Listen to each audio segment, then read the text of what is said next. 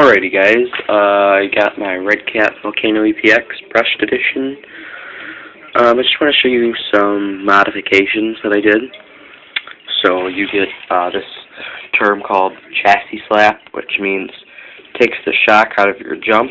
So this is what chassis slap is. It's when you hear that, it's when your chassis slaps the ground or whatever you're jumping. So when you go to jump, it'll land like that and just hit the chassis, okay?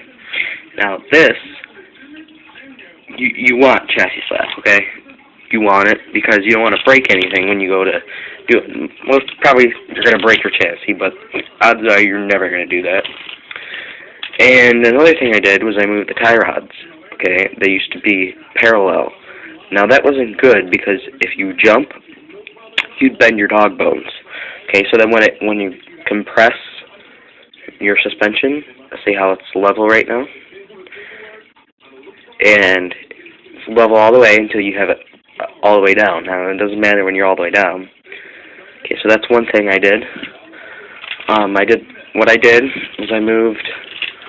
Well, let me get some better lighting. There's my LED. I moved the screw from the top hole, where you can see it, all the way down to the bottom.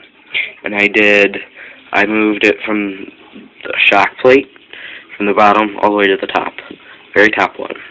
I did that for the front one, okay? So that's what you're going to want to do. It'll help, so you can save your dog bones, right? This applies to all trucks, okay? Now this, I got from another YouTuber. I'm not sure what his name is. Another thing I did was I moved the front shock ball thingies from the middle one all the way to the outside. I just did that for the front ones, front and back. I mean front and back, the front chassis and the back one back here. Okay, so that's what I did for the front. Okay, now let's go to the back. Flip this around. Okay, I did almost the same thing in the back with the tie rods, but I did not move it from the shock plate. It's still there in original place. And I moved the screw from the top one down to the bottom one. Now this also creates chassis slap, but not so much in the back, but you get the point. So I'll show you how far it goes. Hold on one second. Let me get set this. Alright, so see how close that is to the ground?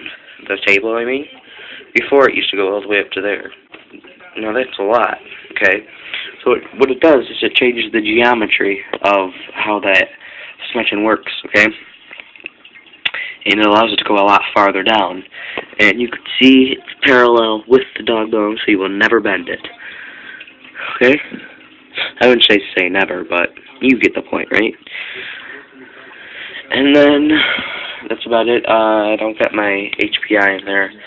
Got my regular stock motor because it has a brass pinion and it meshes real good.